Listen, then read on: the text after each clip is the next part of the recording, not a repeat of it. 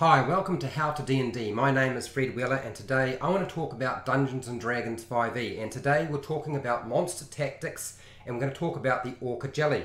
The Ochre jelly is odd even for an ooze monster, and I will explain why. The Ochre jelly is on page 243 of the monster manual.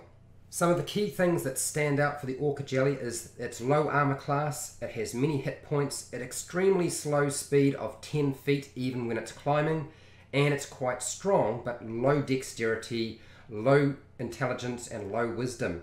It has resistance to acid damage, and it has damage immunity of all things to lightning and slashing. Now slashing could be an issue. The Ochre jelly is also immune to a few conditions such as blind, charmed, deafened, exhaustion, frightened and being prone. How do you knock a jelly over? You simply can't. It has blind sense up to 60 feet but can't detect anything beyond that 60-foot radius.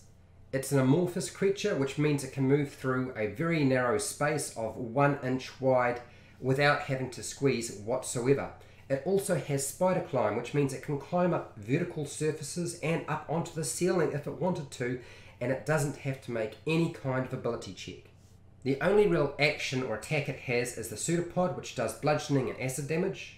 As a reaction, this creature can split into 2 jellies if it is struck by lightning or slashing damage. It must have at least 10 hit points to do this though, and each new jelly has only half the original jelly's hit points rounded down. The new jellies that are created from splitting are one size smaller than the original jelly, which means if it's a large size Ochre jelly, which is usually what they are, it would become medium size, and a medium size Ochre jelly that is struck will become a small size jelly.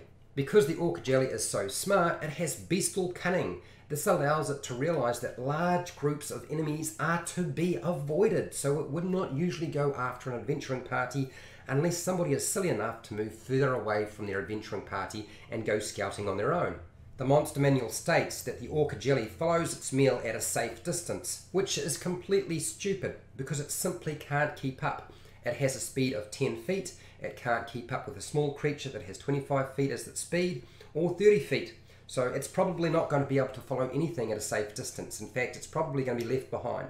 The Ochre jelly digests only flesh and nothing else, so it's less feared compared to the other oozes available in a dungeon location for Dungeons & Dragons 5e. It does not benefit from stealth or camouflage abilities, so it has to be very careful about where it places itself and where it positions itself to be able to feed. The Ochre jelly knows that escape and fleeing is preferred over its destruction, but it does not have the speed on its side to be able to escape, and it realizes this as well. As a result, it uses spider climb to get onto the ceiling into easy reach of a doorway or a passageway entrance so it can ambush from behind. Now if it can't get onto the ceiling and behind its target or whatever it's going to try to feed or ambush, then it's going to need something like total cover or heavy obscurity to remain hidden before ambushing its prey. Dropping onto its prey from the ceiling is a very common tactic for this creature. The Ochre jelly can survive on slow-moving insects, bugs, vegetation and carrion at a push, but it needs to consume quite a lot of it to feed its mass.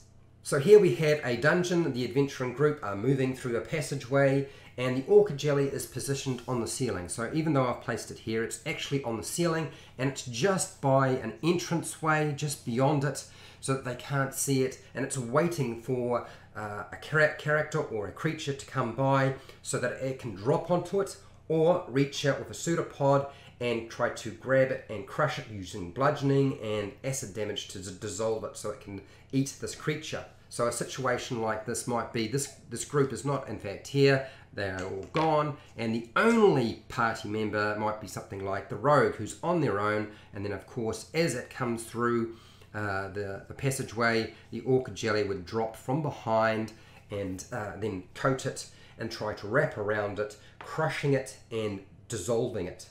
Another situation that can occur is an adventuring member falling behind the rest of the party, such as this ranger, and the Ochre jelly dropping from the ceiling or reaching out with a pseudopod and trying to grasp on and dissolve their target or their prey.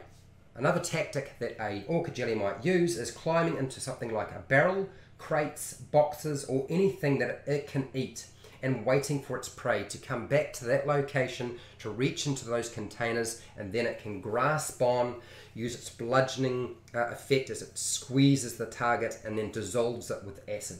Now, because the orca jelly has blind sight up to 60 feet, if the adventuring party move past a location where there's an orca jelly and they're outside of that 60-foot range, then the orca jelly won't move towards them. It won't even be aware of their location or the fact that food has moved through its part of the dungeon.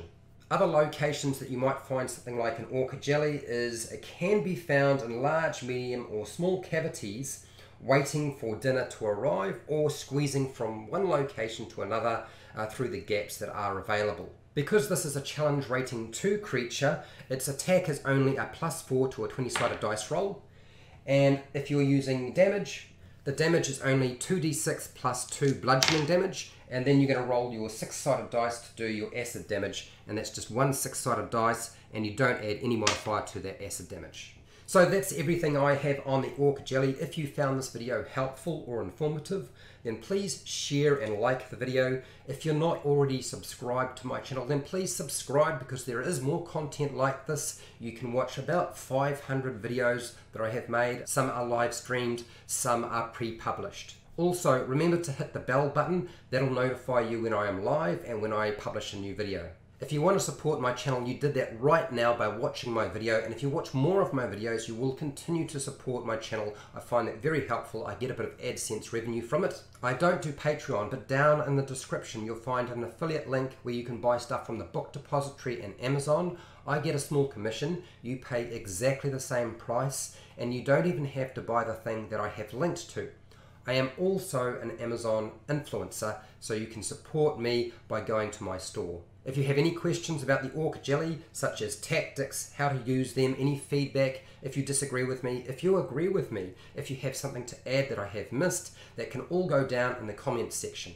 And hey, till next time, keep rolling those 20s.